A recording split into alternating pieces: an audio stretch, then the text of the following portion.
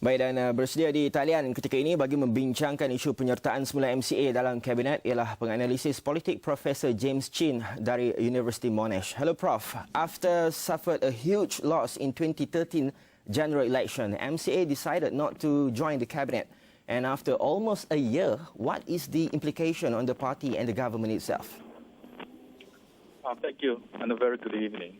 I don't think there's any major implications. Basically, I think everybody knew that when Leo Lai became the president of MCA, one of his key agenda was to bring MCA back into government.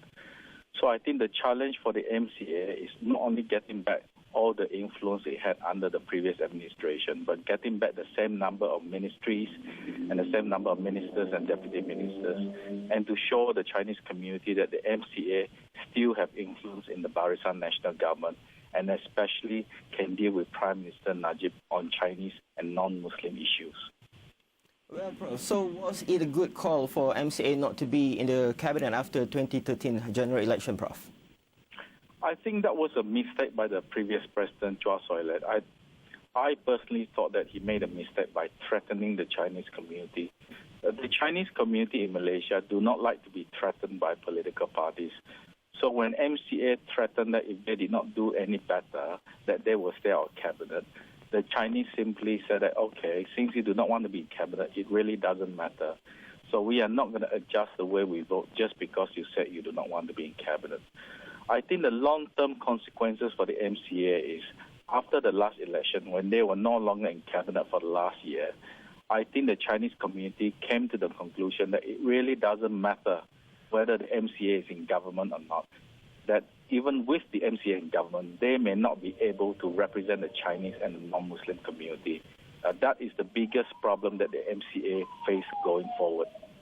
Prof, in terms of portfolio, should MCA hold their traditional portfolio in the cabinet, such as Ministry of Transport, Ministry of Housing and Local Authority, or maybe it's time for MCA to break the tradition, Prof?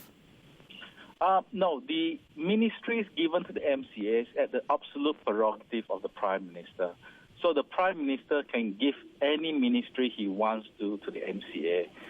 Part of the reason why local government and things like transport were given to the MCA is because the MCA felt very strongly that these are the key issues facing the Chinese community. So, for example, local government, you deal with the small businessmen, SMEs, and you also deal with the new villages.